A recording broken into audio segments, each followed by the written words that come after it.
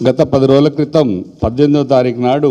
Irrigation శాఖ మంత్రి ఉత్తమ్ కుమార్ రెడ్డి గారు అఖిలపక్ష మీటింగ్ ఎంపీలను రమ్మని చెప్తే బనకచెర్ల గోదావరి బనకచెర్లను ఎట్టి పరిస్థితుల్లో కాపాడుకోవాలి, ఆ నీళ్లను తెలంగాణలోనే ఉంచుకోవాలి, మన నీళ్లు మనం వాడుకోవాలని చెప్పేసి కేసీఆర్ గారు ఖచ్చితంగా దీన్ని ఆపే ప్రక్రియ చేయాలి. అధికారంలో ఎవరున్నా పర్వాలేదు,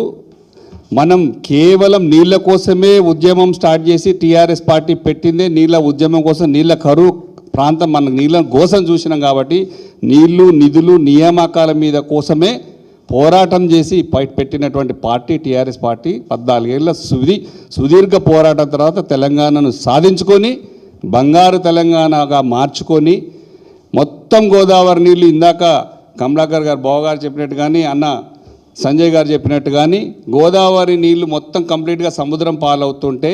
చూసి బాధ తట్టుకోలేక మనం దాని నుంచి పైనుంచి నీళ్లు లిఫ్ట్ చేసుకొనైనా తెలంగాణను సస్యశ్యామలం చేసుకోవాలని ఒక్కొక్క